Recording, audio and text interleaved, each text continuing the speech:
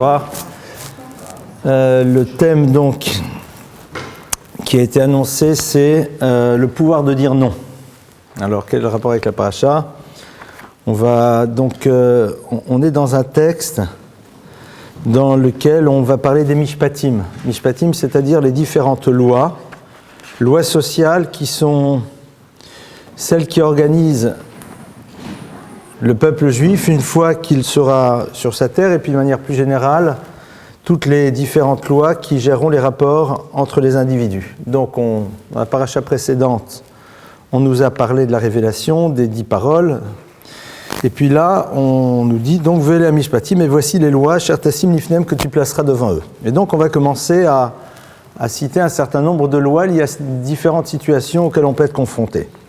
Et la première, on en avait parlé un tout petit peu l'année dernière, je pense, mais là on va ouvrir sur une autre perspective. Kitikner Eved Ivri Sheshanim Yavod, on va parler donc d'une histoire qui est assez curieuse puisque c'est le Eved Ivri. Alors c'est quoi le Eved Ivri? De quoi s'agit-il? Traduction littérale, le serviteur juif, l'esclave juif. Alors c'est vrai que le terme esclave a une connotation péjorative, c'est le moins qu'on puisse dire. Donc on va traduire le terme de Eved comme étant plus une personne qui travaille pour l'autre. Alors de quoi s'agit-il? La Torah nous dit qu'en effet, lorsqu'une personne a volé, a commis un vol, elle a l'obligation de rembourser son larcin, et si la personne n'a pas de quoi rendre, voilà, le voleur a été attrapé, maintenant on lui dit, eh bien, il faut que tu rendes ce que tu as volé, il a tout dépensé, il n'a plus rien. Alors qu'est-ce qu'on fait dans un cas pareil? Eh bien, le texte nous dit que cette personne, à ce moment-là, pouvait se vendre et aller travailler chez quelqu'un pendant 6 ans, et le fruit donc de sa vente allait permettre de rembourser le larcin. D'accord? Donc tout simplement, on lui dit, voilà, il n'y a pas de problème, tu vas aller travailler, et puis avec le fruit de ton travail, eh bien, tu vas rembourser ce que tu as volé, ce qui semblerait être a priori totalement logique et normal. Cette personne, pendant 6 ans, donc, se retrouvera dans un cadre, et elle travaillera pour une personne, et on l'appelle Eved. Eved, en vérité, si vous prenez les termes de Eved, les lettres, c'est Be'ad, il est là pour l'autre, c'est-à-dire ce qu'il va faire maintenant n'est plus pour lui, c'est pour l'autre. Et en effet, cette personne-là va avoir un statut qui est un statut quelque part très privilégié, puisque le Talmud nous dit que celui qui a acheté un serviteur, c'est comme s'il s'était acheté son propre maître. Traduction, c'est juste pour mettre le contexte, c'est pas ça l'essentiel bien sûr, c'est que lorsque je travaille pour quelqu'un, surtout dans une situation pareille, eh bien la personne qui est l'employeur doit se comporter de manière extrêmement positive vis-à-vis de celui qui travaille chez lui, et à tel point qu'il doit lui fournir les mêmes conditions de confort que lui-même. Donc on va s'imaginer, vous êtes là, vous avez votre résidence, vous avez quelqu'un qui travaille pour vous, eh bien il faut la faire dormir dans les mêmes conditions que vous-même, il faut lui donner le même type de nourriture que vous allez consommer. Pourquoi? Parce que tout simplement, c'est pas parce que tu travailles pour moi que pour autant il doit y avoir une forme de hiérarchie dans la manière de me comporter alors que tu es un être humain comme tout le monde. Ok, c'est un sujet en tant que tel qui est passionnant parce que c'est tout le problème de la réinsertion qui est posé ici, qui dépend du regard que vous allez porter sur la personne qui était délinquant. C'est-à-dire c'est le regard qu'on va porter sur elle qui pourra peut-être l'aider un moment à s'extraire de ce qu'elle a pu faire. Et la Torah nous dit que parmi les différentes lois qui ont trait au Eved Ivri, il y a la loi suivante. Le Eved Ivri, est-ce que j'ai le droit de tout lui demander? C'est-à-dire, en 2 mots, est-ce qu'il a le pouvoir de dire non? Et est-ce qu'on lui donne le pouvoir de dire non sur un certain nombre de choses qu'on va lui demander de faire? Et la Torah me dit oui. Ah, pourtant, il est là et il me sert, mais néanmoins, le texte nous dit qu'il y a certaines choses, si je les lui demande, il est totalement droit de les refuser. De quoi s'agit-il? Eh bien, il s'agit de toutes choses qui ne sont pas prévues par, entre guillemets, son contrat.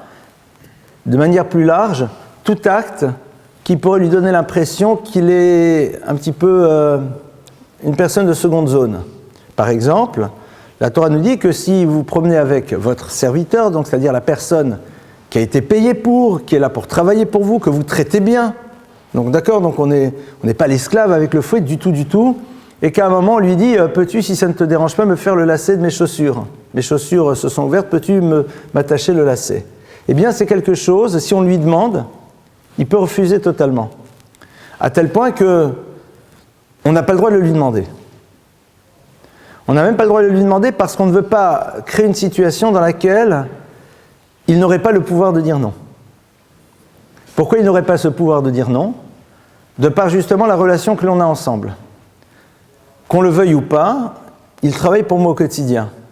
Et comme il travaille pour moi au quotidien, il risque de ne pas se sentir libre de me refuser quelque chose qu'il est en droit de me refuser. Pourquoi?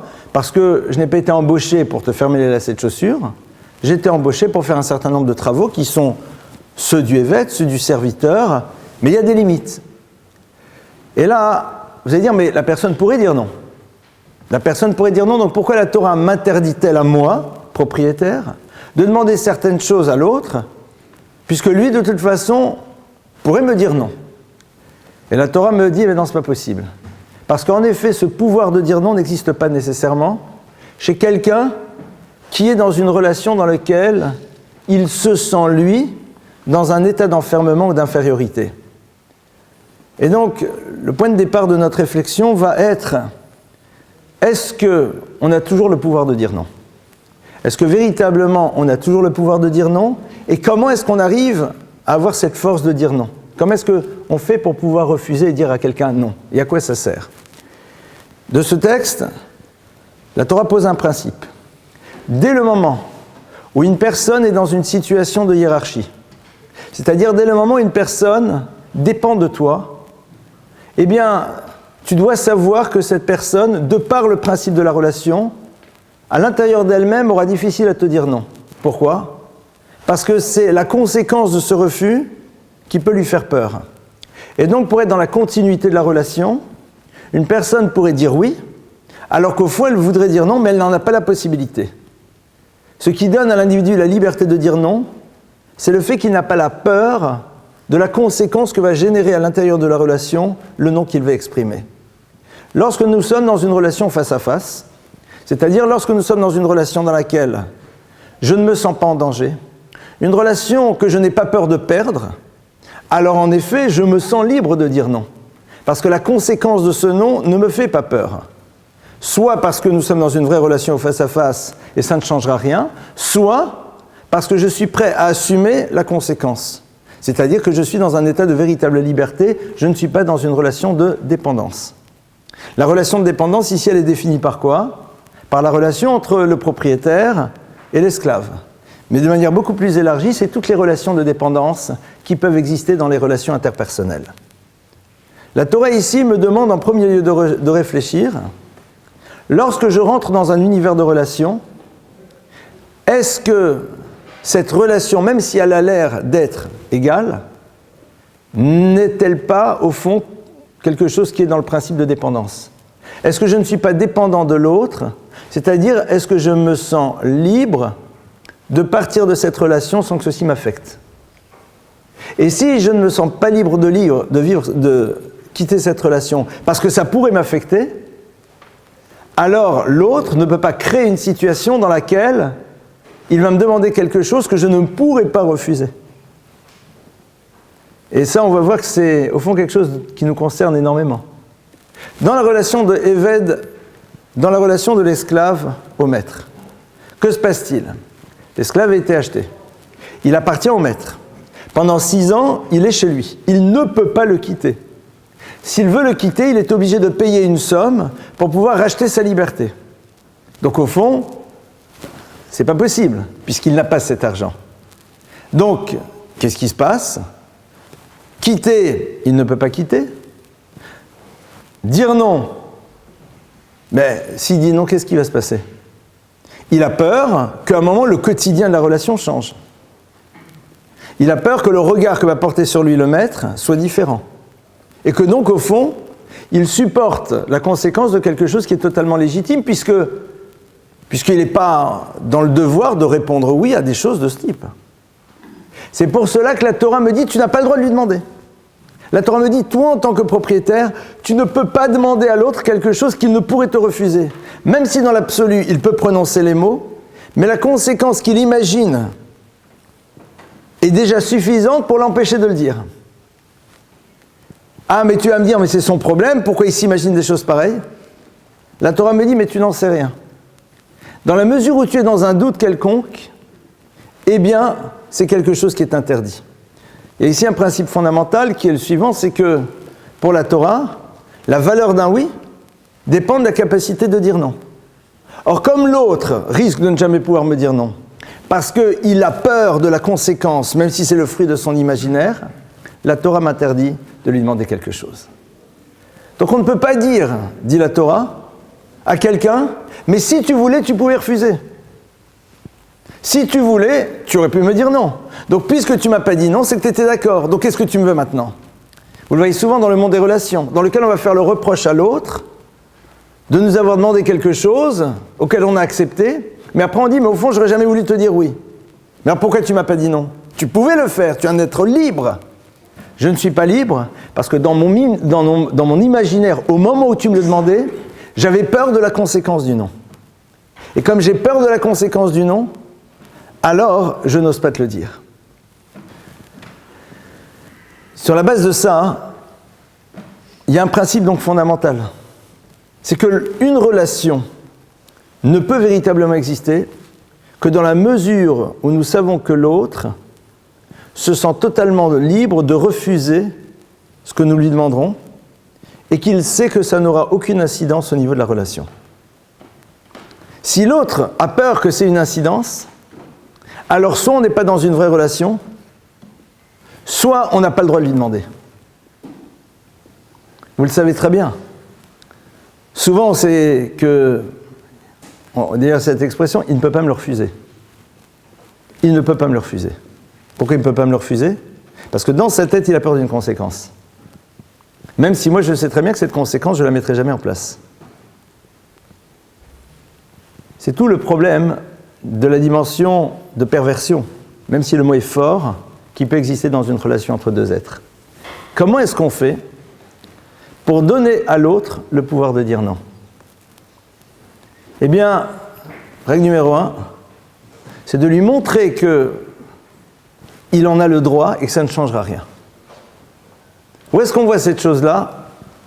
On la voit dans un enseignement qui est très intéressant et qui se retrouve dans un des premiers épisodes de la Torah avec la fameuse histoire de Sodome et Gomorrhe. Quand Dieu dit à Abraham ce qu'il veut faire et que Abraham s'oppose à Dieu et lui dit « Non, je ne suis pas d'accord ». C'est-à-dire que là, Dieu dit « Abraham, voilà ce que je vais faire, je t'avertis, je vais détruire Sodome et Gomorrhe ». Et Abraham dit « Non, je ne suis pas d'accord ». Abraham, tu es dans une relation privilégiée avec le Créateur de l'univers. Est-ce que tu n'as pas peur que ça crée une distance ? Est-ce que tu n'as pas peur qu'à un moment, c'est une implication ? Il faut croire que non. Il faut croire qu'ici, Abraham, pour une raison qu'on va essayer de comprendre, c'est qu'il a cette liberté de dire non et que ça ne changera strictement rien dans la relation avec Dieu. On va le voir de manière beaucoup plus forte dans un non franc et massif à une demande réelle que Dieu fait à Abraham. Parce que là, c'est juste une information. Mais à un moment, Dieu va demander quelque chose de très clair à Abraham. De quel épisode s'agit-il ? Il s'agit de l'épisode dans lequel il lui demande d'aller sortir le peuple d'Israël d'Égypte. Rappelons-nous, on est au Sné, c'est-à-dire on est dans cette fameuse histoire du buisson ardent. Il y a donc là ce buisson qui est présent. Il y a le feu qui le consume, mais le buisson ne se consume pas justement. Moïse va, s'approche, essaie de comprendre ce qui se passe. Et quand il arrive là-bas, eh bien, Dieu lui apparaît, se révèle à lui dit toutes sortes de choses. Et puis après, il lui dit, voilà, tu vas maintenant repartir en Égypte et tu vas dire au Pharaon que le peuple d'Israël doit sortir. Donc je t'ai choisi comme étant quelqu'un qui a une mission. Donc on est ici, face à un ordre de mission qui est donné par Dieu à Moïse. Normalement, Moïse il est là, Dieu lui a dit, il écoute. Et de manière très intéressante, qu'est-ce qui se passe ? Eh bien, Hachem entend une réponse qui est un refus. Moshe dit, non, je n'y vais pas. Attends, mais Dieu t'a demandé. On est de nouveau ici dans un moment dans lequel Moshe n'a aucune peur de s'opposer et de refuser quelque chose. Mais peut-être que Dieu va en prendre ombrage, si je peux m'exprimer de cette manière. Qui te dit que la relation sera toujours du même principe après ? Peut-être qu'à un moment Dieu va dire, t'as dit non, mais ne compte plus peut-être sur moi pour être dans la même proximité. Peut-être que la proximité va changer. Ça veut peut-être pas être une rupture, mais peut-être une distance. Qu'est-ce que t'en sais ? Or, pas du tout. Moshe Rabbeinu se sent capable de le dire. Et d'ailleurs, c'est intéressant, parce que Dieu, après, ne va surtout pas chercher à le convaincre. Il va y avoir un dialogue entre eux pendant plusieurs jours, jusqu'au moment où Dieu dit, écoute, il n'y a pas de problème. Je sais pourquoi tu refuses. Et Moïse a dit pourquoi il refusait. Il a dit à Dieu, je considère que ce n'est pas moi de le faire, c'est à mon frère Aaron de partir à ma place, parce qu'il est plus âgé que moi. Et donc je comprends que lui risque d'être affecté par le choix que tu fais, et à partir de là, eh bien c'est à lui. C'est-à-dire que non seulement il refuse, mais il dit à Dieu, je suis désolé, erreur de casting, c'est à lui, c'est pas moi. C'est-à-dire, Dieu s'est trompé pour lui. C'est énorme. Donc, il est à la fois dans un refus, il dit non, et au-delà de ça, il dit même à Dieu, voilà, je veux dire pourquoi, sous-entendu, il y a quelque chose qui t'a échappé dans cette histoire. Il y a quelque chose que tu n'as pas calculé, il y a quelque chose que tu n'as pas intégré, tu as oublié que j'avais un frère. Et comme tu as oublié que j'avais un frère, ben voilà, je te le rappelle, et à partir de là, eh bien, maintenant, tu dois accepter mon refus. Et au passage, Dieu dit, tu as raison. Sauf que ton frère, au fond, n'a qu'une envie, c'est que ça soit toi. Sauf que ton frère va être très profondément heureux que ça soit toi. Et ça, je te le garantis. Et comme Dieu lui garantit que Aaron va être profondément heureux que ça soit Moshe et pas lui, alors Moshe dit, si c'est comme ça, je veux bien. Donc on voit ici qu'il y a l'exemple d'Abraham, dans lequel en effet Dieu ne lui demande pas quelque chose, mais Dieu l'informe de quelque chose et Abraham s'oppose. Et là, avec Moshe, un exemple dans lequel Dieu lui demande quelque chose, et il y a un non franc et massif, et ce non franc et massif, Dieu l'accepte. Qu'est-ce qui s'est passé pour que, et à la fois Abraham et Moshe, puissent savoir que ça ne va rien induire? Qu'est-ce qui s'est joué ici? Alors, pour comprendre cela, je voudrais ouvrir avec un texte de la Gemara qui rapporte une histoire assez curieuse qui est ce qu'on appelle Tanuro Shel Achnai. De quoi s'agit-il? Tanuro Shel Achnai, c'est une discussion fameuse dans le Talmud entre la quasi-totalité des maîtres et un. C'est-à-dire, ils sont un, il y en a un d'un côté et tous les autres en face. Ils discutent par rapport à une histoire complexe de pureté et d'impureté. Je ne vais pas rentrer dans les détails, ce n'est pas le sujet, mais en tout cas, ils disent voilà, il y a quelque chose qui s'appelait Tanur Shel Achnai, c'est-à-dire un four particulier, et on voulait savoir s'il était en contact avec quelque chose d'impur, est-ce qu'il devenait impur ou pas, fallait-il le purifier? Une histoire un peu compliquée. Et donc on a d'un côté la totalité des maîtres, et de l'autre côté, on a quelqu'un qui s'appelle Rabbi Eliezer qui lui dit non, non, ce four-là est pur sans arrêt, il n'y a aucun problème. Et les autres disent pas du tout, il est impur. Et ça discute, et ça porte preuve contre preuve, preuve contre preuve. Et à un moment, donc, Rabbi Eliezer est tellement sûr de son fait qu'il dit non, mais écoutez, vous allez voir que j'ai raison. Moi, je vous ai apporté la meilleure preuve. Il va dire, vous avez vu, là-bas, il y a un caroubier. Il leur montre un caroubier au loin. Il dit, vous allez voir le caroubier. Et le caroubier, qu'est-ce qui se passe? Il se baisse. Alors, ils disent, non, mais attends, on n'apporte pas une preuve de ça. D'une histoire de caroubier, on n'apporte pas de preuve. Il dit, ah, vous ne croyez pas moi? Regardez, deuxième preuve. Il y a une fois, il y a un cours d'eau qui passe sur le côté. Il dit au cours d'eau, hop, tu remontes en arrière. C'est-à-dire, au lieu de descendre de ton lit, tu remontes. Comme les saumons, quoi, qui, hop, remontent le courant. Mais le courant va remonter. Et hop, on voit le fleuve qui repart dans l'autre sens. Les autres me disent, mais c'est de la rigolade. On n'apporte pas de preuve d'un truc pareil. Alors, il dit, ah, vous ne me croyez toujours pas? Les murs de la maison d'études dans laquelle nous sommes, prouvez-le-moi. Et les murs commencent à descendre. Alors il y en a un qui est là, qui s'appelle Rabbi Yoshua, qui dit, oh, on se calme, on est dedans. Donc les murs arrêtent de descendre, mais ils ont un problème, dit le texte, c'est qu'ils ne veulent pas descendre plus bas parce que Rabbi Yoshua leur a dit non, mais ils ne peuvent pas remonter parce que Rabbi Eliezer leur a dit de descendre. Donc ils restent coincés. Et il dit, oh, rien du tout. Il dit, ah, si c'est comme ça, que Dieu le dise, que la loi est comme moi.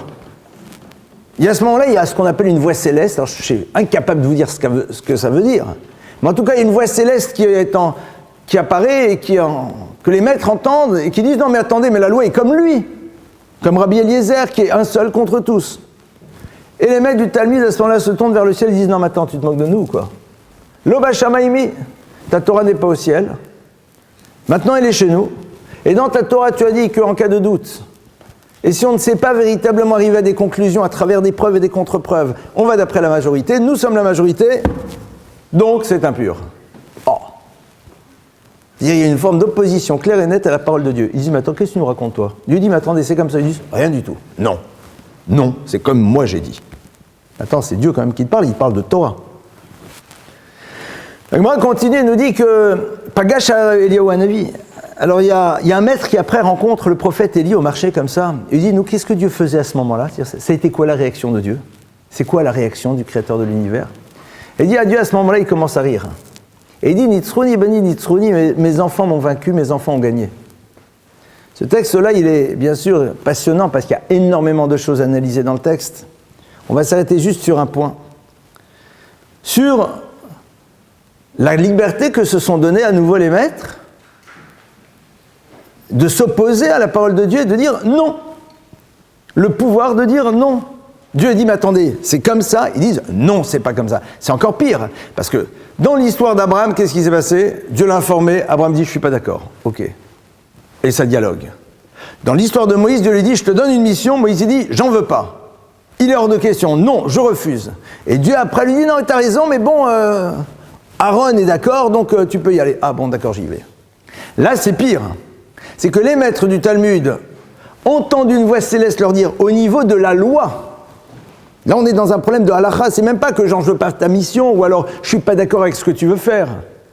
Ici, Akadosh Baruch Hu, qui est à l'origine de la Torah, dit la halakha c'est ça, la loi c'est comme ça, et eux ils disent ben non, on n'est pas d'accord. Mais attends, mais c'est quand même moi. C'est Dieu qui vous parle. C'est pas l'autre bonhomme. C'est celui, le créateur de la loi, qui vous dit la loi est ainsi. C'est comme ça qu'elle doit être. Et ils disent ben non, même pas en rêve. Et ils disent, et on fait comme ça. Et là-haut, Hachem dit, ah, bravo, vous avez gagné. On a ici un début d'ouverture par rapport à ce qui crée au fond ce pouvoir de dire non. Qu'est-ce qui fait qu'il y a à la fois Abraham, à la fois Moshe, il y a à la fois les maîtres du Talmud, se sont sentis totalement libres de dire non, de s'opposer, tout en sachant que de toute façon, ça ne changerait rien dans la relation. C'est parce que justement, il parlait à Dieu. Et il savait très bien qu'au fond, on est totalement libre de s'opposer.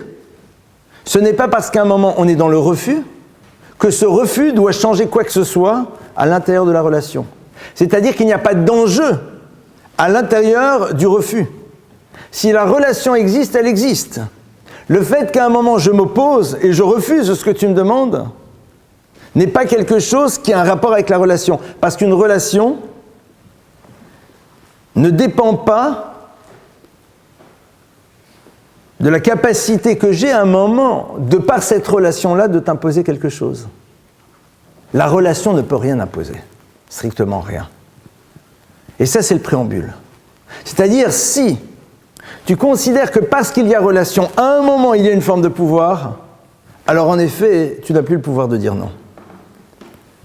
La relation que Abraham sait avoir avec Dieu, la relation que Moshe connaît et la relation que les maîtres ont, c'est celle dans laquelle on a le droit parfaitement de s'opposer, on a le droit de refuser, la relation ne bouge pas, d'aucune manière. D'où est-ce qu'on voit ça avec Abraham? Abraham, on sait que lorsque Dieu lui demande quelque chose, il accepte au début. Il lui a dit, pars, il fait un certain nombre de choses, il fait un certain nombre de choses. Pourquoi est-ce qu'Abraham accepte? Pourquoi est-ce qu'Abraham accepte quand Dieu lui dit, tu sais, tu t'en vas? Pourquoi est-ce qu'il accepte? Pourquoi il n'a pas dit non? Vous allez dire, mais pourquoi il aurait dit non? Mais il avait de bonnes raisons de dire non. Dieu lui dit, tu sais Abraham, je t'informe, voilà maintenant tu t'en vas, et tu quittes la maison de tes pères, et puis tu vas aller répondre ailleurs. Mais Abraham aurait pu dire, mais attends, là où je suis déjà, je fais un énorme travail, qu'est-ce que tu me demandes de partir? C'est pas normal. Il a de bonnes raisons de refuser. Et on va voir que sur les différentes épreuves, Abraham aurait pu en effet refuser avec de bonnes raisons. Et Abraham n'a pas refusé. Pourquoi il n'a pas refusé? Parce qu'Abraham ne voit pas dans la demande de Dieu un autre enjeu que ce qu'il demande. C'est-à-dire que lorsque Dieu lui demande, c'est parce que Dieu considère qu'en effet c'est quelque chose qui doit être fait. Mais ce n'est pas à travers cela qu'il veut créer la relation. La relation, elle existe. La relation ne se construit pas à travers la demande. La relation ne se construit pas à travers la réponse que tu as par rapport à moi-même. La relation, elle existe en tant que telle. Et après, comme dans toute relation, il y a une demande de part et d'autre. Si en effet, on considère que la relation commence parce que l'autre est dans l'acceptation de quelque chose, alors, donc l'enjeu, c'est est-ce qu'il accepte ou pas? Et s'il n'accepte pas, peut-être que la relation n'existe plus. Le pouvoir de dire non, il commence donc dès lors que pour nous la relation n'est pas liée à un quelconque besoin de part et d'autre. Dès lors que la relation n'est pas liée à quelque chose dans lequel j'étais dans une quelconque forme d'attente. Elle n'est pas dépendante de ça. Akadosh Baruch Hu, au moment où il crée la relation avec Abraham, il dit voilà Abraham, je suis là. Et Abraham dit je veux de cette relation. Parce que cette relation elle a du sens en tant que telle. Elle n'est pas là pour m'apporter quelque chose. Elle a du sens en tant que telle. Ce qu'elle va générer par la suite, on verra. Mais elle a du sens en tant que telle. Le fait d'être lié à toi, c'est quelque chose qui a une valeur. Et ce lien va générer en effet à un moment une demande de part et d'autre, il n'y a pas de problème. C'est intéressant parce que lorsque le roi Salomon va prier quand le temple de Jérusalem va ouvrir ses portes, Salomon va créer le temple de Jérusalem et il va, le jour de l'inauguration, faire une prière très curieuse. Il va dire, Dieu, je t'en prie, Beti bet tefila yikar el cholamim, que cette maison soit une maison de prière pour la totalité des nations. C'est-à-dire, ça ne s'arrête pas juste au peuple juif. Mais je te demande un truc. C'est que chaque fois qu'ils te demanderont quelque chose, réponde-leur oui. Attends, et nous? Il est sympa, Salomon. Shlomo HaMelech, c'est le roi du peuple d'Israël. Et il dit au moment de l'inauguration, Hachem, je t'en supplie, ici, n'importe qui peut prier, mais quand c'est une personne qui n'est pas juive qui prie, je t'en supplie, elle, tu lui réponds systématiquement oui. Il te dira oui. D'accord? Donc, systématiquement oui. Et non, et nous non. Il te dira non. Et si tu veux dire oui, tu peux dire oui. Mais tu n'es pas obligé. C'est quoi cette histoire? Même chez nous, on est les plus mal lotis. C'est pas juste. Or, c'est exactement ce que Shlomo HaMelech demande. Alors, moi, dit bien sûr, Shlomo HaMelech sait que la particularité de la relation que le peuple juif a avec Dieu, c'est qu'elle ne se construit pas autour d'une attente. Alors que les nations du monde qui vont venir dans le temple pour prier, c'est parce que la relation est liée à cette attente. Sinon, pourquoi ils viennent? Tu viens pour prier, c'est-à-dire que tu as une demande. Donc, en deux mots, ta relation, elle se construit à travers ton besoin. Donc, comme ta relation, elle se construit à travers le besoin, Shlomo HaMelech dit, je veux que les nations du monde soient en relation avec toi. Donc, réponds-leur oui, comme ça la relation continuera. Mais dit le Klal Yisraël, c'est pas la même chose. La relation ne s'est pas construite à travers le besoin que j'ai d'une réponse. La relation, elle est. Et comme elle est, alors sois libre. C'est-à-dire que dans ce texte, l'Agma nous montre bien que ce qui va justement permettre à une relation de rester et de perdurer, c'est quand elle s'est construite à l'extérieur d'un besoin, à l'extérieur d'une attente. Et qu'on arrive à y trouver une valeur en tant que telle. Ça, on pourrait commencer à y réfléchir. C'est-à-dire réfléchir, quel est le point d'entrée de la relation que je construis à l'autre? Et quel est l'élément qui fait qu'à un moment j'ai envie de prendre de la distance ou de me rapprocher? Si c'est la réponse positive que l'autre a à ma demande qui m'amène à me rapprocher, si c'est le refus que l'autre a de répondre qui m'amène à prendre de la distance, ça veut dire que, j'ai pas le pouvoir de dire non, et que surtout on n'est pas dans une vraie relation. En tout cas, pas comme celle que Dieu veut que l'on ait avec l'autre. Parce que la relation que le Klal Yisraël a avec Dieu, c'est le principe de relation que nous devons avoir avec l'autre. Et plus particulièrement dans la relation, dans l'univers de la relation homme-femme. C'est-à-dire dans la relation du couple. Pourquoi? Parce qu'on considère que le peuple d'Israël, c'est la Kala, la fiancée, et Dieu, c'est le Khatan, le fiancé. Et que la rencontre au Sinaï, c'est véritablement la rencontre du Khatan Kala. Il n'y a aucune attente. Aucune. Rien. Walou. Aucune attente. D'ailleurs, on le voit bien, puisque les Chachamim nous disent bien que la seule question qu'un homme doit se poser dans une relation, c'est quels sont ses devoirs. C'est tout. Il se trouve qu'une relation fonctionne parce que des deux côtés, on réfléchit à quels sont mes devoirs. De son côté, elle réfléchit quels sont mes devoirs, et de son côté, lui, elle réfléchit quels sont mes devoirs. Et donc, si chacun est tendu vers ses devoirs, à ce moment-là, on se rencontre. Mais si à un moment, l'autre ne remplit pas ses devoirs, ça ne change rien, puisque de toute façon, je n'ai pas d'attente.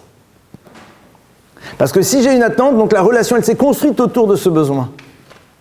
Et donc nécessairement, elle est faussée parce que l'autre, le sachant, à un moment, s'il a besoin de cette relation, n'osera plus dire non. Et s'il n'ose plus dire non, donc on est dans une relation qui est fausse. Ça, c'est ce que la Gemara nous apprend. Qui beti bet tefila, je veux dire, là, pour toutes les nations du monde, puisqu'ils sont venus pour une réponse. Alors il faut que tu leur répondes oui. Parce que si tu réponds pas oui, il n'y aura plus de relation. Et on a envie que la relation elle existe entre Hachem et les nations, ça nous intéresse. Dans l'histoire de Tanour chez l'Achnaï, dans l'histoire de Moshe Rabbeinu, dans l'histoire d'Avraham Avinu, la relation elle existe déjà. Elle est là. Et la meilleure preuve, c'est que quand Dieu répond non, c'est pas pour autant que la relation elle s'arrête. C'est pour ça que chez nous, il n'y a pas de bon Dieu.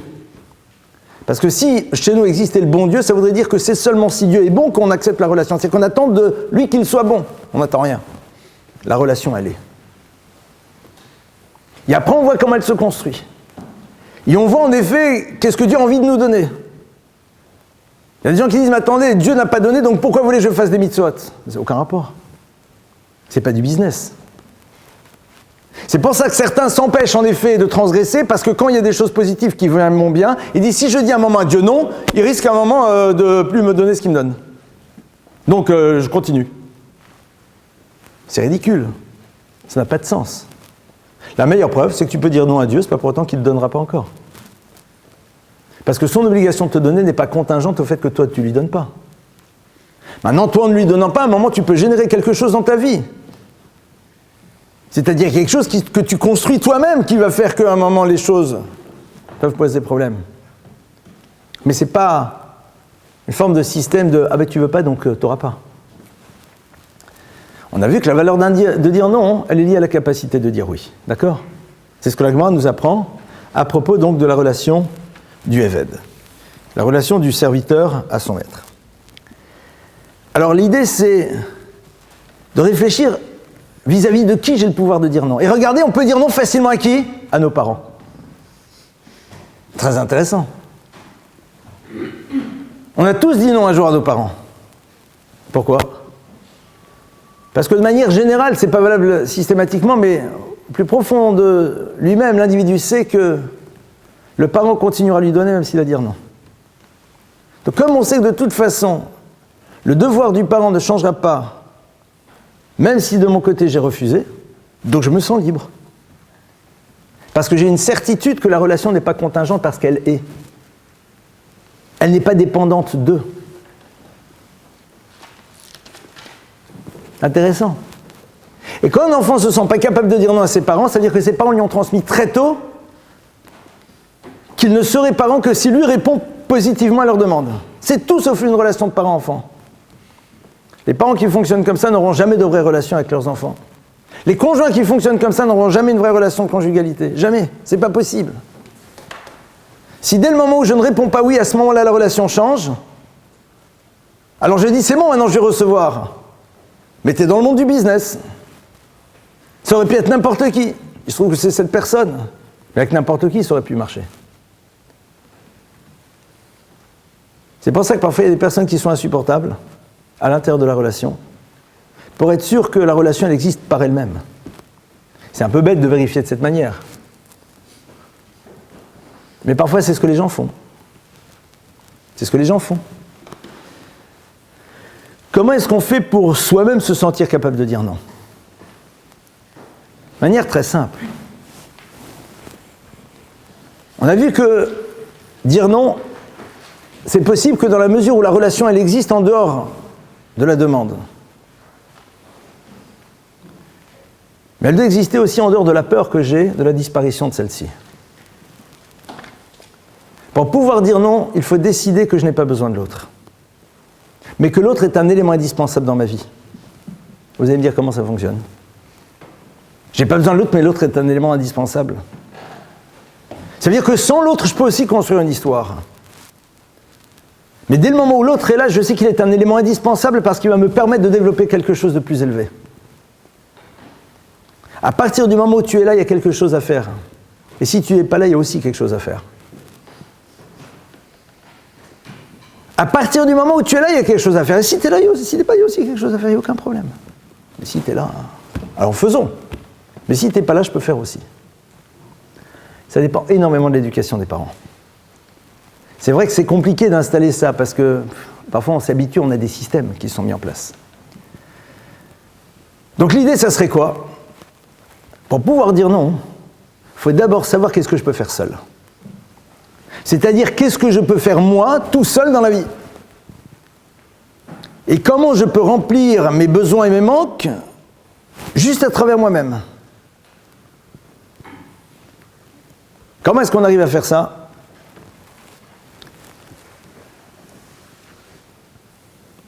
La première manière de le faire, c'est de ne pas regarder de film. Vous allez me dire, vous n'êtes pas sympa. C'est quoi ici le film? Qu'est-ce que je veux dire par film? C'est pas le film grand écran, non. C'est-à-dire ne pas vivre dans un monde dans lequel on nous apprend ce qu'on est censé avoir besoin, sinon on ne serait pas heureux. Pour moi, le film ici, c'est avec un grand F. C'est-à-dire ne pas être dans un monde dans lequel on nous raconte qu'au fond, c'est seulement si à ça que tu peux être bien. Et si tu l'as pas, t'es pas bien. Parce que sinon, tu rentres dans un univers de dépendance. La Torah ne vous fait pas de roman. Pourquoi? Parce qu'un roman, c'est un mensonge. Un roman, qu'on le veuille ou pas, c'est un mensonge. Et c'est quelque chose qui, au bout d'un moment, va te donner l'impression que c'est seulement à travers ça que les choses, elles existent. Et que si tu n'as pas ça, tu ne peux pas être heureux. Demandez à un enfant qui n'a jamais vu de pub s'il est malheureux en ayant juste ses jouets en bois. Il n'est pas malheureux. C'est-à-dire que son bonheur ne dépend pas de ce qu'il aura. Parce que tout simplement, on lui a jamais dit qu'au fond, il devait l'avoir. Et un enfant a toujours, potentiellement, ce qu'il a besoin. C'est-à-dire de l'amour. Un enfant a besoin de quoi? De 3 choses, comme les adultes. De nourriture, de sommeil et de bras. D'accord? Un enfant, il a ça. Avec sa mère, il a les 3. Elle le berce, elle lui donne à manger, et elle a ses bras. Suffit amplement.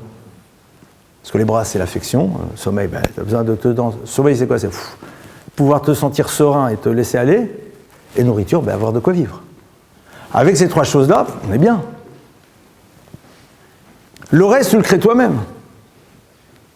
Maintenant, si on t'a montré, si on t'a appris que s'il n'y a pas telle et telle chose, alors on est malheureux.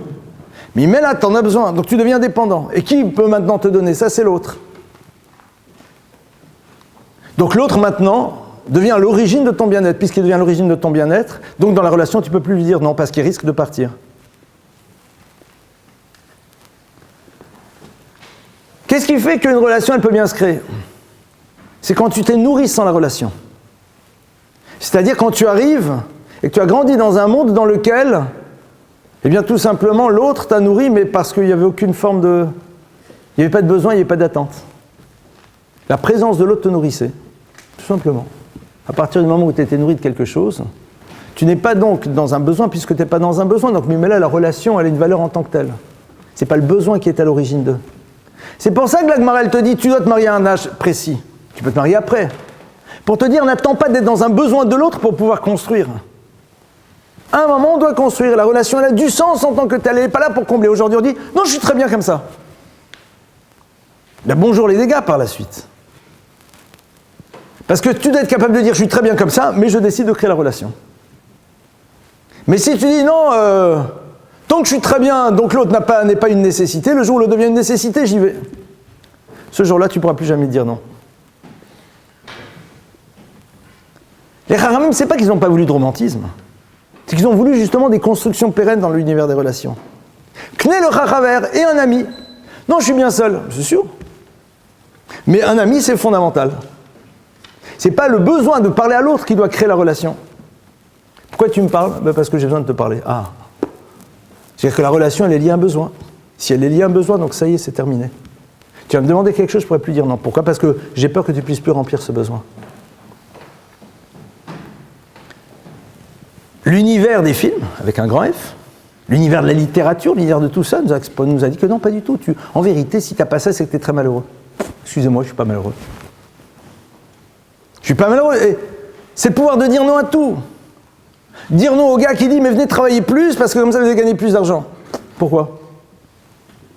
Pourquoi je devrais en gagner plus? Maintenant, vous êtes heureux dans votre 2 pièces? Oui, je suis très bien. Mais pourquoi vous êtes bien? Parce que attendez, le couteau il est bien, il y a de la place, on est content, on est ensemble.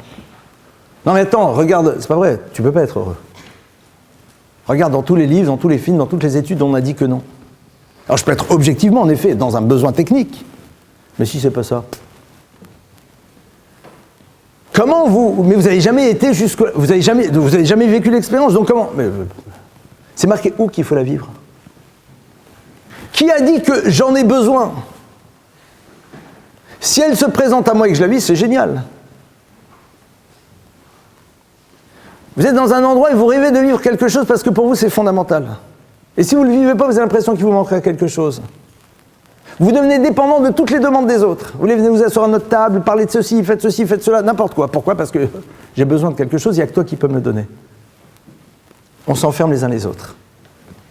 Donc le pouvoir de dire non, c'est tout simplement ne pas chercher à se créer un besoin qui n'existe pas encore. Ne pas chercher à aller dans un univers dans lequel elle va m'expliquer quels sont mes manques. Et à partir de savoir que j'aurai de mes manques qui sont au fond totalement illusoires la plupart du temps, alors j'aurai besoin de les rechercher, ils dépendront de l'autre. Et vous remarquez que d'ailleurs dans la société, on ne nous propose pas d'avoir des manques dans des univers dans lesquels on peut les combler soi-même. Les manques dont on nous parle sont toujours ceux qui sont dépendants de quelque chose d'extérieur à nous, d'une personne, d'une relation amoureuse, d'un objet, de machin, de choses. C'est toujours quelque chose d'extérieur qui est un manque. Et jamais quelque chose que tu peux combler par toi-même. Vous avez vu souvent une pub dans laquelle on vous dit que ce manque, tu peux le combler par toi-même, tu n'as besoin de personne. Non. Ça, c'est l'étude de la Torah. L'étude de la Torah peut remplir. L'étude de la Torah, quand je l'ai, elle me donne de telle manière à ce que je ne ressente plus de manque. La Gemara dit, t'as mal à la tête, étudie la Torah. T'as mal au ventre, étudie la Torah. C'est-à-dire que, quoi? C'est une panacée universelle. Ça veut dire que tu as quelque chose qui ne dépend que de toi, qui peut te permettre de faire disparaître quelque chose qui est une forme de souffrance. Tu as les ressources à l'intérieur de toi. Donc la relation, elle devient vraie. La relation, elle devient vraie. Donc dans ce cas-là, pardonnez-moi, on sort de l'univers de la manipulation. Qu'est-ce qu'on fait quand on réalise qu'on n'est plus capable de dire non? Comment est-ce qu'on fonctionne? Alors, on regarde la pub. Et dans la pub, il y a une pub que tout le monde connaît, c'est « Car je le vaux bien ». C'est-à-dire quoi? Ça ne doit pas vous plaire, hein, mais moi je l'ai vu en tout cas. Ça veut dire qu'à un moment, il faut décider qu'on a une valeur en tant que telle. Et quand je décide que j'ai une valeur en tant que telle, donc c'est pas l'autre à travers son attitude qui va définir ma valeur, puisque je sais que j'ai une valeur. C'est ce qu'on apprend très tôt à des enfants, parce que sinon les enfants vont se faire avoir. Si c'est le regard de la maîtresse, du copain, de la copine ou de l'autre qui va déterminer leur vision d'eux-mêmes, ils sont totalement dépendants. Donc, mais là, ils auront besoin, si ils n'ont pas confiance en eux-mêmes, et c'est le fait de faire partie du groupe qui leur permettra à un moment de se sentir exister. Alors, ce que le groupe demandera, ils diront non. Non, ils ne peuvent pas. Ils diront oui. Parce que si le groupe à un moment demande quelque chose et qu'ils répondent non, le groupe les met dehors. Alors, comme j'ai besoin du groupe parce que c'est celui-là qui me fait exister, donc mais là, je vais dire oui. C'est le drame de beaucoup de gosses qui se sont fait avoir par un système, par des groupes, qui ont fait des choses qui ne sont pas eux. Mais parce que tout simplement, cette capacité d'exister par eux-mêmes n'étant pas présente, ils étaient dans une relation de dépendance des autres. Au passage, stam comme ça, est-ce que ça vous intéresse, est-ce que ça nous intéresse d'appartenir à un univers ou d'être dans une relation dans laquelle, si je dis non à l'autre, alors je ne fais plus partie de sa relation? Moi, ça ne m'intéresse pas. Je n'ai pas besoin d'être aimé de quelqu'un qui ne m'aimera que si je réponds oui à ses demandes. Ça ne m'intéresse pas. Si tu réponds pas oui à mes demandes, alors tu n'existes plus, ben Mazal Tov, je suis très heureux de l'apprendre. Comme ça, au moins, ça s'arrête. Comme ça, on est clair. Les gens, c'est quand vous leur dites ça, ils sont très décontenancés. Parce qu'ils se rendent compte qu'ils n'ont plus de prise, non. Parce qu'ils se rendent compte qu'ils ont face à eux le miroir de ce qu'ils ne sont pas encore. Parce que vous leur envoyez l'image de quelqu'un qu'on appelle un être accompli. Ah, parfois on va dire, oui, mais si c'est comme ça, je ne trouverai pas et je n'aurai pas et là, ce que vous voulez. T'as raison. Dans ce cas-là, mon cher, pose-toi la question, où t'en es dans ta relation avec Dieu? T'en es où dans ta relation avec Dieu? Maintenant, le problème, c'est que parfois on est engagé dans la relation. Et que l'autre n'arrive pas à imaginer que tu puisses lui dire non. Ça, c'est ce qu'on appelle de la psychologie. Ça, c'est ce qu'on appelle de la stratégie relationnelle dans laquelle l'autre ne sait pas encore que la relation peut exister même si je lui dis non. Alors je vais le lui apprendre. Ou alors je vais répondre un petit peu oui, mais avec des limites. Et la limite, c'est le respect de soi.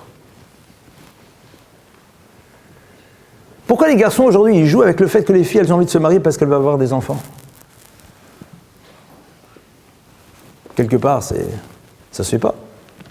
En 2 mots, je sais que tu n'as pas envie de rester seul, donc mais là, je te demande quelque chose et tu vas dire oui. Parce que tu as peur qu'en disant non, à ce moment-là, la relation n'existe plus. On le voit dans tout ce qui est du domaine de l'intimité, hein, c'est un super classique. C'est jamais demandé de manière claire, mais c'est coup franc indirect. Tu comprendras toute seule. Ben c'est non. Ah, si c'est comme ça, la relation n'existe plus, Mazal Tov, je suis content, comme ça je peux partir plus vite. Au moins je sais face à quoi je me trouve. Parce que ce principe de relation de dépendance, ben, il sera dans la continuité. Parce que si on a dit qu'à l'autre, si on a dit à l'autre que l'on dépendait de lui, ben l'autre il est au courant, puisqu'il est au courant, ben pourquoi vous voulez qu'il s'arrête? Il n'y a aucune raison de s'arrêter. Quand la relation elle est déjà engagée, alors on peut fonctionner différemment. Parce que l'autre parfois sera dans l'interprétation de mon nom. Il considérera que mon nom c'est une agression. Alors que c'est pas une agression, c'est pas possible. C'est pas possible, Stam, c'est pas possible. C'est pas que je t'aime pas, c'est pas que t'es pas quelqu'un de bien, c'est pas que je veux te jeter, Stam. Je peux pas. Le problème, c'est que souvent le non, en vérité, il est signifiant de quelque chose d'autre. Et quand on dit non aux gens, c'est une manière de leur faire passer un message qu'on n'arrive pas encore à verbaliser. Et c'est quoi ce message? C'est que la relation me pose problème. Alors dis-le. Et essaye de savoir pourquoi elle te pose problème. Parce que le mot, en vérité, il sous-tend d'autres choses. Dans la mesure où il n'y a pas d'interprétation autre que ce nom, ben c'est tout simplement une impossibilité pour moi, à partir de là, il est où le problème? Ah, ça veut dire que, qui a dit ce que ça veut dire que? C'est toi. Ça veut dire rien. Et c'est pour ça que Moshe dit non. Et c'est pour ça qu'Avram il dit non. Et c'est pour ça que dans le Tanakh Shanachna ils disent non. Pourquoi? On n'est pas d'accord, on ne veut pas. Pourquoi? Parce que. Après Moshe il amène un argument. Avram il amène un argument. Eux ils disent Lo Bashamayimi, mais ils disent, et Dieu dit ah, enfin ils ont compris. Nitzruni veni Nitzruni, enfin ça y est, c'est bon. Ça peut marcher. Le peuple juif est mature. Il se sent libre de s'opposer parce qu'il sait que la relation est. C'est au passage la génialité de la relation que l'on a avec le Créateur qui peut continuer même si on s'oppose à lui. Qu'est-ce qui fait que, attendez, pardonnez-moi, je vais le dire avec des mots un peu borderline, et vous allez l'entendre au second degré, pardonnez-moi, pas au premier degré, parce que si au premier degré, ça n'a pas de sens. Qu'est-ce qui fait qu'on peut arriver à la synagogue pour un mariage habillé d'une manière que les plages de Saint-Trope n'auraient pas récusé, et demander la bénédiction divine? Comment tu fais ton coup? Comment ça fonctionne? Et tu demandes au rabbin la bénédiction, le machin, Dieu, machin, on est là, Hachem, tu fous de mots, quoi. Je parle même pas que de l'indécence. Hachem, il a dit, ici, c'est pas comme ça qu'on se prend. C'est comme face au pape, quoi, il faut avoir la mentille, c'est comme ça. Ça dérange pas. Comment ça dérange pas? C'est énorme. Alors il y a une lecture bas de gamme, que ouais, les gens s'en fichent. Non, pas du tout. Parce qu'au fond de lui, le juif, il sait que la relation avec Hachem, elle est. Et que même si à un moment, il ne fait pas ce qu'Hachem lui demande, Hachem lui dit, mais la relation, elle existe. Maintenant, ce qui est dommage, c'est pour toi, mon frère. C'est que ton mode de fonctionnement, au bout d'un moment, va te construire chez toi une distance. Moi, je ne suis pas en distance. Moi, je suis là. D'où est-ce qu'on le sait? C'est marqué « Ani Hachem shochan itam betortumotam ». Je suis l'Éternel qui est installé même dans leur impureté. Dans ta boîte de nuit, je suis là. La preuve, c'est que tu vis. Parce que si j'étais pas là, tu vivrais pas. Donc, je suis là. Le problème, c'est que toi, tu ne me vois plus maintenant. C'est ça le drame. C'est qu'Akadosh Baruch Hu, il est là, mais l'homme ne le voit plus. Parce que la relation, elle est. Mais l'homme, à travers ce qu'il fait, à bout d'un moment, s'empêche de voir que la présence d'Hachem. Parce que s'il arrive à la voir réellement, alors il n'arriverait pas à imaginer, à un moment, être ce qu'il est. Et c'est ça, au fond, la dimension aboutie de la relation telle qu'on est censé la créer. Comme vous le voyez, ce n'est pas quelque chose de simple. Il y a en même temps quelque chose d'extrêmement facile. Ce n'est pas quelque chose de simple parce qu'on s'est habitué à un modèle. Et c'est quelque chose d'extrêmement facile parce qu'on peut en changer très facilement. C'est un choix. Ça permet d'avoir des relations tellement saines, tellement vraies, tellement authentiques. Il y aurait plein d'histoires à raconter. Au fond, on voit que, en tout cas dans l'univers de la Torah, l'univers des maîtres, on peut à un moment ne pas être à la hauteur vis-à-vis de l'autre, mais comme on dit en langage talmudique, Svaidinim, c'est deux choses différentes. Il y a ce que tu as fait et il y a mon obligation vis-à-vis de toi. C'est deux choses différentes. On raconte l'histoire comme ça d'un homme qui est venu un jour chez un rabbin, il lui a dit, monsieur le rabbin, ma fille doit se marier, j'ai pas d'argent, c'est la catastrophe, il y a des créanciers, l'horreur quoi. Il vous a fait Cosette, Zola, la totale. Bon, le rabbin il est là, il dit, tiens, il donne une grosse somme. Ah, merci. Enfin, je vais marier ma fille, le cœur joyeux, etc. Les larmes vont disparaître. Super. Quelques heures après, il y a les élèves du rabbin qui arrivent avec l'argent. Enfin, presque tout l'argent. Le rabbin dit, qu'est-ce que c'est cette histoire? Il dit, ah, le bonhomme, tu parles. Le bonhomme, en réalité, qu'est-ce qu'il fait? Il t'a raconté du pipeau. Il est tout de suite parti à la taverne, il a commencé à boire. Le rabbin, il dit, d'accord. Et donc, on a repris l'argent. Il dit, mais attends, aucun rapport. L'argent, je lui ai donné, c'est à lui. Maintenant que lui décide de l'utiliser autrement, ça c'est son problème. Mais moi, mon obligation de lui donner parce qu'il a besoin, elle est là. Maintenant, il a dit que son besoin, il était autre pour avoir. C'est son problème, c'est pas le mien. C'est-à-dire que l'obligation que j'ai de lui donner, elle reste. Même si par ailleurs, il y a un dysfonctionnement de sa part. Vous connaissez-vous beaucoup de parents qui vont ne pas donner à manger à leur enfant parce qu'à un moment, cet enfant, il a jeté son yaourt par terre. Surtout si c'est un bébé de 1 an. Même pas en rêve. T'as vu ce qu'il t'a fait? Il t'a taché tout ton costume et ton machin, etc., la totale. Ouais, ben. L'obligation que j'ai vis-à-vis de l'autre n'est pas liée à ce que l'autre fait vis-à-vis de moi. Deux choses différentes. C'est la base d'une relation. C'est comme ça qu'Hachem organise sa relation avec l'homme. C'est comme ça qu'il organise. Sinon, on ne vivrait plus. Il y a qu'Akadosh Baruch Hu nous dit « Ressemblez-moi ». C'est un travail, hein. Mais vous ne pouvez pas vous imaginer si on est capable de le faire. Pff, quel bonheur. Les gens disent, mais attends, tu te fais avoir, tu as vu ce que l'autre ne te fait pas et toi tu lui fais. Mais quel rapport? Si l'autre ne remplit pas son obligation, c'est son problème et il a sans doute ses raisons et je ne sais pas pourquoi, mais moi j'ai une obligation vis-à-vis de lui. C'est sortir de l'univers de la vengeance. Pourquoi tu l'invites alors qu'il ne t'a pas invité? Mais moi, mon obligation d'inviter, elle reste. Pourquoi tu veux que je la lie au fait que l'autre il n'a pas fait ça? Aucun rapport. C'est deux dynimes, c'est deux choses différentes. Essayons un tout petit peu d'installer ça dans notre vie. Voyons un petit peu comment Akadosh Baruch Hu fonctionne vis-à-vis de nous. Si on arrive à mettre ça en place, vous allez voir, la vie, elle change radicalement. On est tellement plus serein. Voilà, c'est quelques idées que je voulais partager avec vous. On est maintenant aux questions. À vous les questions. Oui. Moi j'ai une question. Vous avez dit que le pouvoir de dire non dépend vraiment de la relation qu'on a à l'autre et du fait de est-ce que c'est possible de lui dire non. Et aussi, il y a des moments où on n'a pas envie de dire non parce qu'on n'a pas envie de blesser l'autre. Il y a d'autres problèmes. Enfin, la relation qu'on a avec Hachem, c'est pas la même chose. C'est pas la même que celle qu'on a entre les hommes. Celle qu'on a entre les hommes, on n'a pas envie. Alors là, c'est pas que tu dis non. C'est pas que tu dis non. Tu décides de dire oui. Mais tu sais pourquoi tu décides? Pour donner à l'autre. Parce que tu as une responsabilité. Ma responsabilité, c'est de ne pas blesser l'autre. Donc quelque part, tu vois ton obligation. Mon obligation à l'intérieur d'une relation, c'est de ne pas faire souffrir l'autre. Donc je décide de ne pas le faire souffrir. Mais si je pense que vraiment c'est une souffrance. Si l'autre considère que la souffrance, c'est parce que je lui ai refusé, c'est-à-dire c'est le refus qui crée la souffrance, comment tu me refuses? Là, laisse tomber.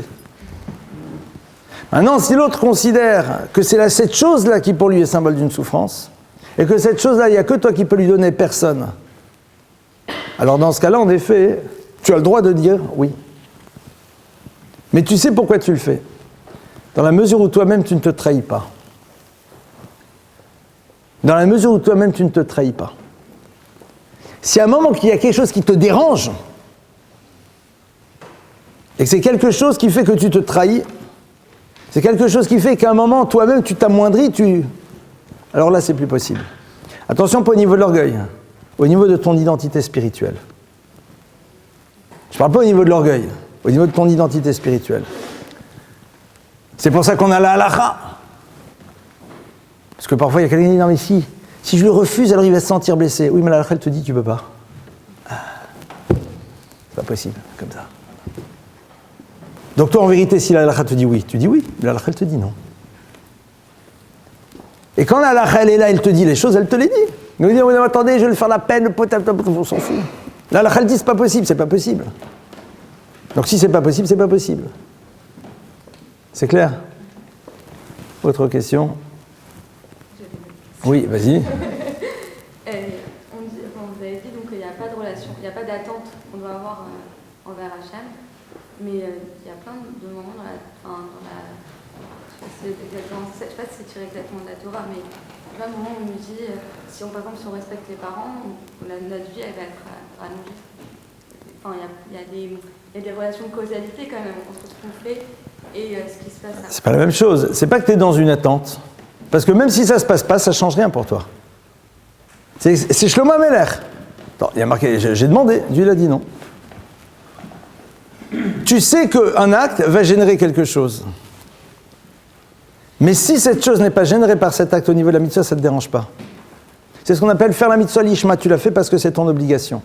Il y a une histoire merveilleuse du Gaon Vilna. Le Gaon Vilna, maître parmi les maîtres, un des plus grands maîtres que le Klal Israël ait connu. Un jour, c'était avant la fête de Sukkot. La fête de Sukkot, vous savez, on prend les 4 espèces. Et le Gaon Vilna habitait donc en Pologne.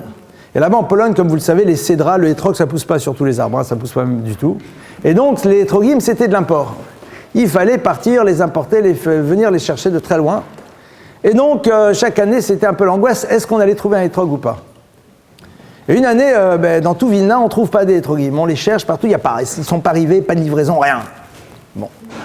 Alors, le Gaon, à ce moment-là, envoie des gens et dit, mais cherchez dans les villes avoisinantes, voilà, je donne, etc. Il faut un hétrog. Surtout que le Rav, généralement, avait son hétrog, et toute la communauté en profitait. Il y a un moment, on trouve un bonhomme qui a un superbe hétrog, au loin, etc. On lui dit, il dit, même pas en rêve, je le vends pas et tout. Il dit, si, c'est pour le Gaon. Il dit, le Gaon il vient là, ok, mais je le vends, mais mon prix, c'est celui-là. C'est quoi ton prix? Alors lui, il pensait qu'ils allaient devoir sortir. Il dit, non, je veux que tout le mérite de sa mitzvah me revienne. Ah! C'est-à-dire qu'il va faire la mitzvah, c'est un mérite, c'est quelque chose qui a un salaire spirituel. Je veux que le salaire spirituel de sa mitzvah soit pour moi. On fait quoi? C'est très angoissé, puis ils ont dit, allez, c'est bon, on y va. Il rentre chez le Gaon est fou de joie d'avoir ce superbe hétrog, et il dit, nous, ils disent, il leur rend de l'argent. Il dit, quoi, c'est quoi cette histoire? Vous l'avez volé? Il dit, rien du tout. On a payé comment? Un peu gêné, ils lui disent. Gaon, il dit, merveilleux. Il était 2 fois plus fou de joie. Il dit, pour une fois que je veux faire une chose pour elle-même. C'est-à-dire que dans ma tête, il n'y a même pas une forme d'attente quelconque d'une possibilité de récompense. Ça ne sera pas pour moi, c'est sûr. Quel bonheur. C'est la relation d'amour à l'état pur. Il n'y a aucune attente possible parce que même ce que tu m'as promis, je sais que je ne pourrai jamais l'avoir. Vous imaginez un truc pareil? Je sais que même ce que tu m'as promis, je ne pourrai jamais l'avoir. Donc vraiment, si je le fais, c'est pour toi. Parce que la relation, elle existe. Et c'est tout.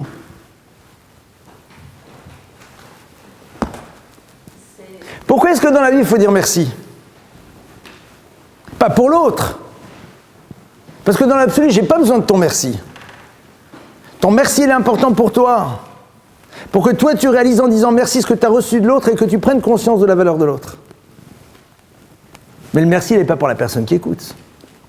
Parce que quand tu l'as donné, quand tu as fait l'acte, c'est parce que tu voulais le faire. Parce que c'est ton devoir de le faire. Maintenant, il se trouve que l'autre doit te dire merci. Mais toi, tu n'as aucune demande. Mais puisque tu ne m'as pas dit merci, je ne le referai plus. Parce que c'est idiotie. C'est-à-dire qu'en 2 mots, ce que tu attends de l'autre, c'est qu'il fasse pour que tu lui donnes pour qu'il te dise merci. Mais c'est quoi cette imbécilité? Tu dois lui donner, qu'il te dise merci ou pas, il n'y a pas de différence. Tu dois lui donner. Maintenant, il se trouve que quand lui va te dire merci, c'est fondamentalement nécessaire pour lui, pour qu'il prenne la mesure qu'il a reçue. Et qu'il te dise, sache que j'ai conscience que j'ai reçu. Parce qu'en effet, quand tu exprimes tes devoirs vis-à-vis du tiers, il faut que tu sois sûr que tes devoirs, eh bien l'autre a pu recevoir ce que tu voulais lui donner. Oui. Mais en fait, ça, c'est des relations entre deux personnes. N'importe lequel, en fait, ça doit être comme ça. Ah oui, bien sûr. Dans l'absolu, c'est dans les relations avec tout le monde. Attendez, c'est un travail énorme, hein. Attendez, on est là, 1 heure de cours. Non, attendez, ça se construit. Moi, je vous parle, mais...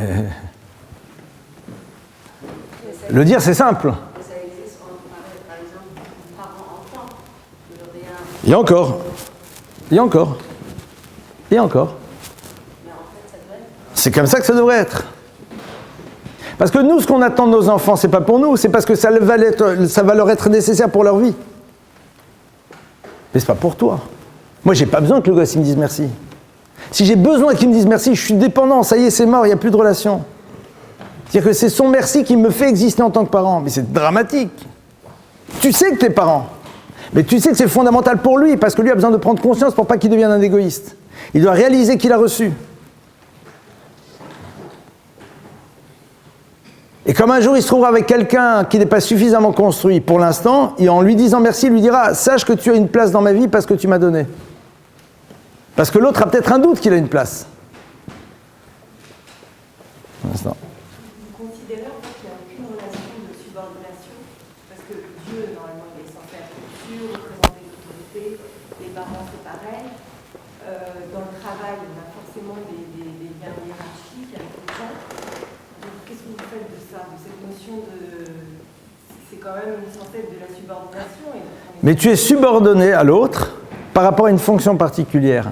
Mais ça n'a pas d'incidence dans la relation entre nous. Oui, mais dans les faits concrets, quand on vous fait une demande, tout dépend de qui vous l'a fait aussi. Normalement, ça ne devrait pas dépendre. Si c'est dans le cadre de quelque chose, d'un contrat que tu as signé, Hachem, il m'a dit, voilà, il y a un contrat, tu dois faire. Bon, ben, il m'a demandé. La force, c'est que Hachem, il dit, même si tu ne le fais pas, la relation, elle est, c'est ça la génialité. Dans le business, on te dira non. Dans le business, on te dira non. Mais si ton patron te demande, va faire un café, ben non. C'est ça le truc. Ben, je te paye pour que tous les jours, tu ouvres le courrier. Tu dis non. Bon, ben excuse-moi, il n'y a pas de problème, tu as le droit. Mais dans ce cas-là, tu dois partir parce que je vais devoir prendre quelqu'un d'autre.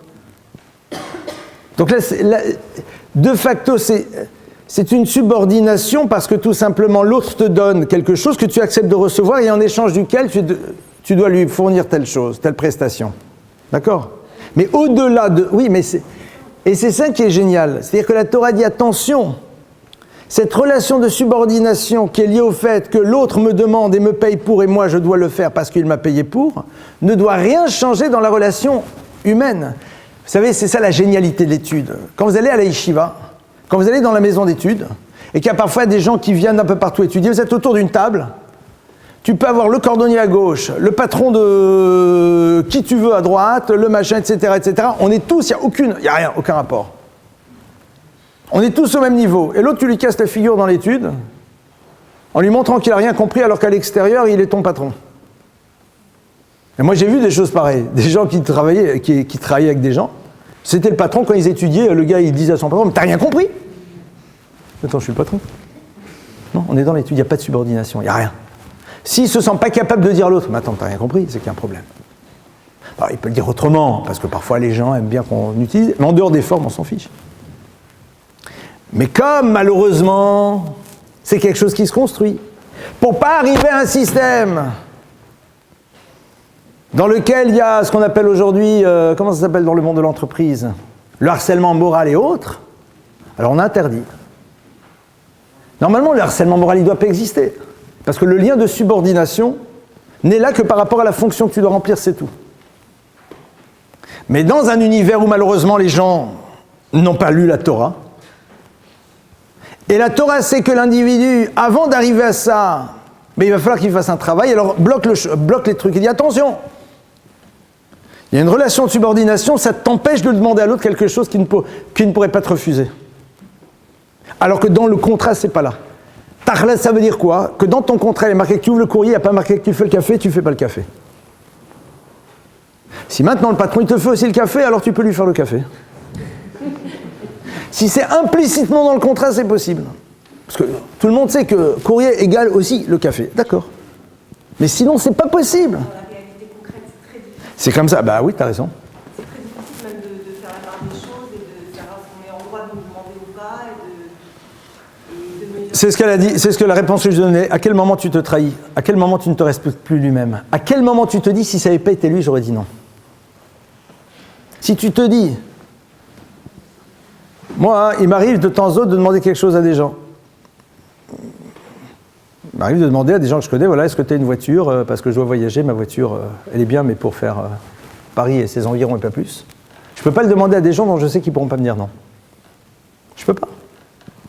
Parce que si la personne dit, ah non, je ne peux pas lui refuser, mais si c'était quelqu'un d'autre, j'aurais dit non, ça veut dire qu'il y a un problème. C'est une forme de vol. Il faut être sûr que l'autre, il se sent totalement libre de dire non, je ne veux pas. Et que ça ne changera rien à la relation. Rien, zéro, wallo. Ça ne changera rien. Je suis d'accord, c'est un vrai travail. Mais dans le monde, pour ça qu'un patron doit faire très attention. Dès le moment où tu es dans une relation de subordination parce que l'autre dépend de toi, tu dois faire doublement attention. Parce que dès le moment où on se rend compte qu'on ne l'aurait pas demandé à l'autre, tu aurais demandé ce que tu demandes à lui, à un autre. Non, alors pourquoi tu lui demandes? Non, mais il travaille pour moi. Ah. Donc il y a un problème. Oui. On a parlé de dépendance, d'indépendance, mais l'interdépendance, je veux dire non, comme l'autre il dépend de soi aussi. Alors, J'ai pas compris. si on est interdépendant. Traduction? Non, ça a sûrement un sens pour toi, mais quel est le sens que tu donnes à ce mot? Interdépendant, on est dépendant de l'autre, mais l'autre aussi il est dépendant de nous. D'accord. Je veux dire non, mais il y a quand même une dépendance. C'est-à-dire qu'on est tous les deux avec des chaînes, quoi. Voilà. D'accord. Oui, c'est vrai. On peut dire non. C'est comme le flic et le prisonnier, quoi. On ne sait pas qui garde qui. Ça n'a rien à voir avec la Chazé shalom. Non, sinon j'aurais dit autre chose s'il s'agissait de ta vie personnelle. T'as raison. Mais dans ce cas-là, c'est le drame quand on est interdépendant. Parce qu'au fond, c'est un jeu. C'est un jeu permanent dans lequel le jeu JE n'est plus. C'est un jeu dans lequel le jeu JE n'existe plus et c'est dramatique. Mais c'est souvent comme ça que ça se passe. Je te tiens, tu me tiens par la barbichette, comme disait l'autre. C'est ça. Non mais c'est vrai, c'est-à-dire je te tiens, tu me tiens. Donc on est interdépendant, donc je sais qu'il y a certaines choses que je ne peux pas demander parce que toi aussi, c'est dramatique. C'est pas d'Israël. Pardon? C'est pas d'Israël. Et vous avez raison, et en plus le peuple d'Israël n'est pas uni de cette manière. Mais c'est-à-dire que quelque part, c'est malheureusement comme ça que ça fonctionne beaucoup dans le monde. C'est-à-dire comment je tiens l'autre? C'est terrible. Quand tu ne te sens pas capable de dire quelque chose parce que tu sais que si tu dis ça, alors c'est ça, c'est l'horreur. Regardez ce qu'il y a marqué dans le texte.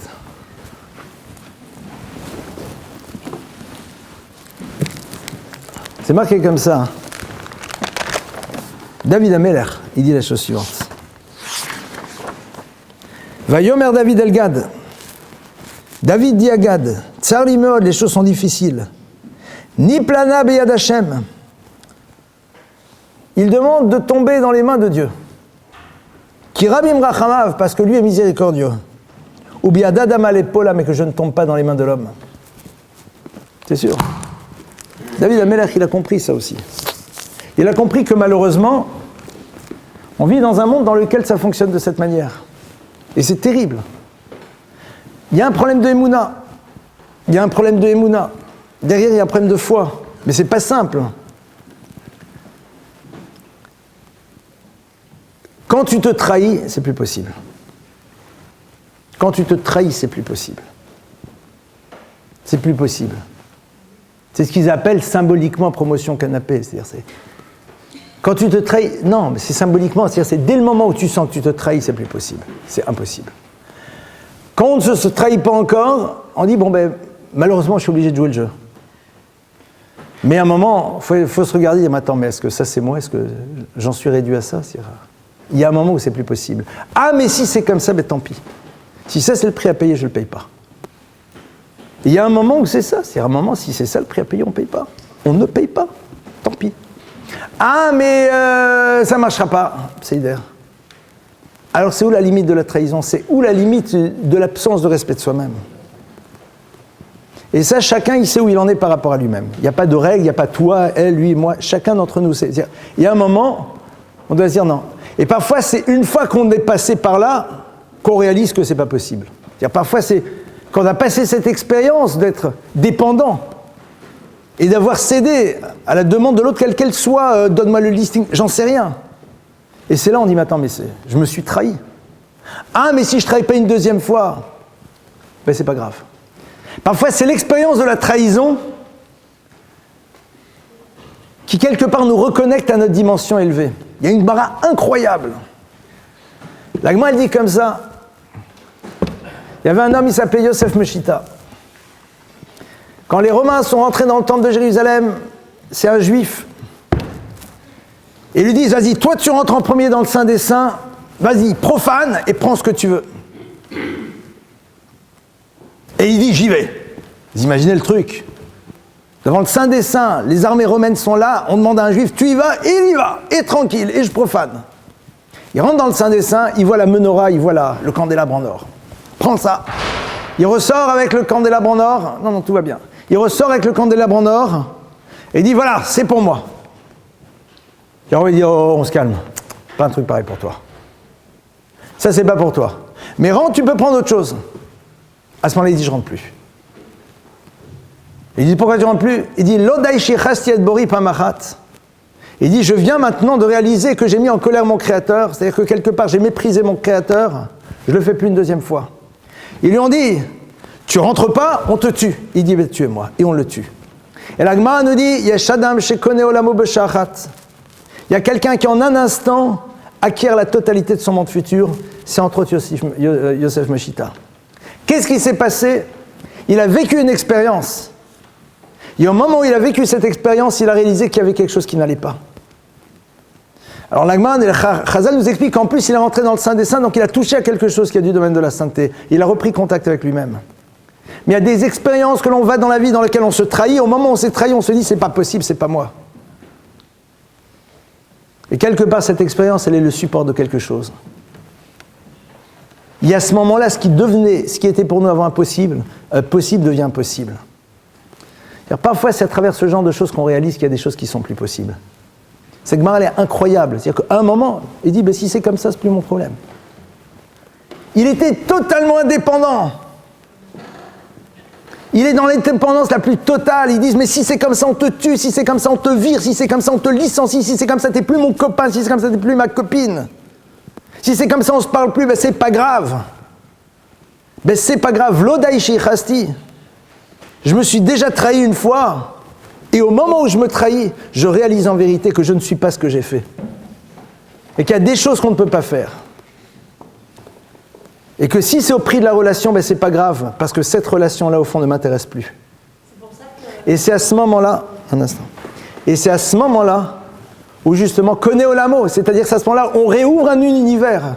Connaît Olamo B'Shachat, c'est-à-dire qu'il a recréé tout son univers en un instant. Ça y était ailleurs, radicalement. Et vous imaginez un petit peu dans la vie, qu'est-ce qui peut se passer, c'est incroyable. Comme ça dit l'Agma, quelle est votre question? Non, je n'ai pas de question. Ah. C'est une affirmation. C'est pour ça qu'on dit Kotomar les Betiagor, Tagit les Israël. C'est possible. Non, c'est possible, c'est possible. Oui, quelle est ta remarque? Les humains sont juifs et on s'est convertis par un Stop. Non, ça c'est juste pour le dire. Habibi.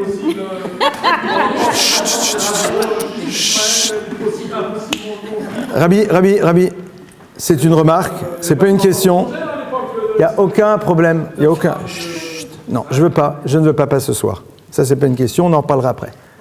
Il y avait une question. J'entends, on est au courant. Non, personne ne nous a convertis, Baruch Hashem.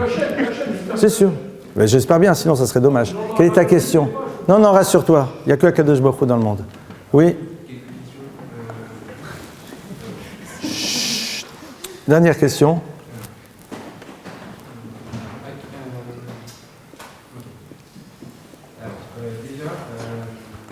relation avec Dieu, elle existe, peu importe si on le veut ou non, en fait, puisqu'elle est présente entre les bénis Israël et Dieu. D'accord? Donc, moi, ce qui me pose un problème, c'est que cette relation, elle est imposée, et que même si on a été à Nishma à un moment, c'est-à-dire que est-ce que nous, à l'heure actuelle, on est toujours dans cette relation-là, il y a un problème de temps qui pose problème. La deuxième, c'est, en fait, c'est un peu ce qu'il vient de dire, c'est est-ce que si on fonctionne de deux manières, c'est-à-dire que si vous avez dit que le goy va pas pouvoir, sa relation avec Dieu, elle va nécessiter un répondant, on dit elle va... Qu'à travers le répondant, oui. Tandis que celle du juif, ça va être indépendamment du répondant. Donc du coup, est-ce que nous, c'est impossible en réalité de tisser une relation à travers un goy, puisque lui, il n'aura pas le même fonctionnement, le même mode de fonctionnement que nous.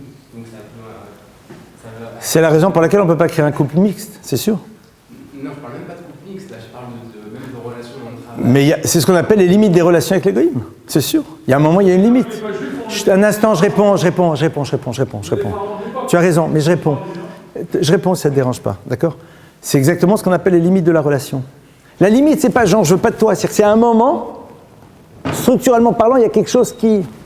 Et tout le processus de la conversion, il se joue là, justement, sur ce passage. C'est pas qu'il est moins bien, il est mieux, c'est une relation qui est et une relation qui n'est pas. Maintenant, mais la relation, elle est possible. Hachem dit, la relation est possible, et c'est pour ça que je répondrai, parce que je suis intéressé par une relation, mais elle n'est pas de cette manière-là dont le peuple juif l'organise. Mais j'espère bien, sinon on serait des malachim. On n'est pas du tout en ghetto. Mais t'es pas du tout.